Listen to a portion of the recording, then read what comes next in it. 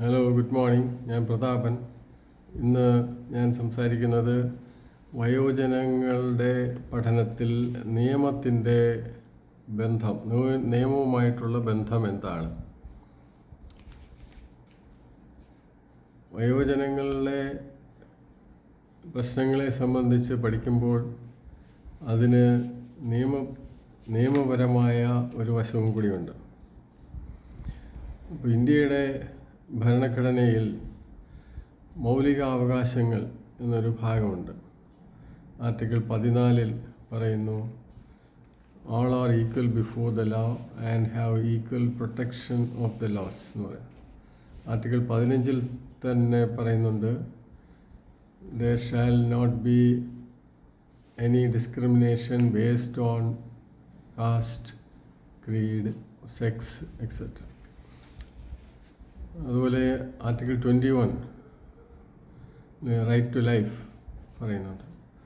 ഇതിലൊന്നും വയോജനം എന്ന വാക്ക് ഉപയോഗിച്ചിട്ടില്ല എങ്കിലും ഈ ഇന്ത്യൻ സിറ്റിസൺസിന് ലഭിച്ചിരിക്കുന്ന ഈ മൗലികാവകാശങ്ങൾ ഇന്ത്യയിലെ വയോജനങ്ങളായ സിറ്റിസൺസിനും ലഭ്യമാണ് എന്ന്.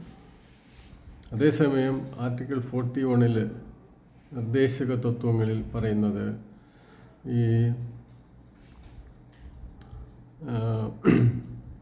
ഏതെങ്കിലും തരത്തിലുള്ള വൾനറബിൾ ഗ്രൂപ്പ്സ്, ഇപ്പോൾ ജാതി അല്ലെങ്കിൽ സെക്സ് അല്ലെങ്കിൽ വൈകല്യം, വയോജനാവസ്ഥ, രോഗാവസ്ഥ, അങ്ങനെയുള്ള പ്രത്യേക അവസ്ഥകളിൽ ജീവിക്കുന്ന ആൾക്കാർക്ക് പ്രത്യേക സംരക്ഷണ പദ്ധതികൾ ആവിഷ്കരിക്കണം എന്ന് പറയുന്നുണ്ട്. ആ കൂട്ടത്തിൽ മുതിർന്നവർ കൂടെ ഉൾപ്പെടുന്നുണ്ട് എന്ന് പറയാം.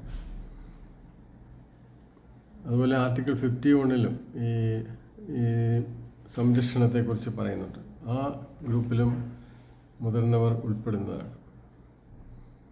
ഇത് ഈ ഭരണഘടനയിൽ തന്നെ വയോജനങ്ങളുടെ സംരക്ഷണത്തെക്കുറിച്ച് പറയുന്നുണ്ട്, പരാമർശിക്കുന്നുണ്ട് ഉണ്ട്.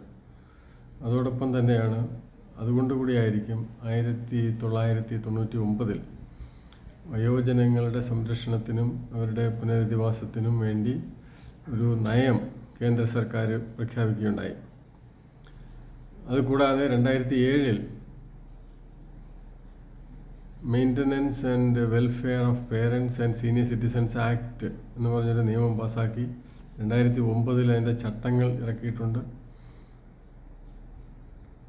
ഇതുകൂടാതെ അനേകം പദ്ധതികളും കേന്ദ്ര സർക്കാരും സംസ്ഥാന സർക്കാരും പഞ്ചായത്തുകളും വയോജനങ്ങളുടെ പുനരധിവാസത്തിന് വേണ്ടി ആവിഷ്കരിച്ച് നടപ്പാക്കിക്കൊണ്ടിരിക്കുന്നു. അപ്പോൾ വയോജനങ്ങളുടെ പഠനം, അത് അവരുടെ സാമൂഹ്യ അവസ്ഥ, അവരുടെ സാമ്പത്തിക അവസ്ഥ, അവരുടെ ശാരീരികമായിട്ടുള്ള അവസ്ഥ എന്നതോടൊപ്പം അവർക്ക് നിയമപരമായി അവരുടെ അവസ്ഥയും കൂടെ ഈ വയോജന പഠനത്തിൽ ഉൾപ്പെടുന്നു എന്ന് പറയാൻ വേണ്ടിയാണ് ഞാൻ ഇത്രയും കാര്യങ്ങൾ പറഞ്ഞത്. Thank you.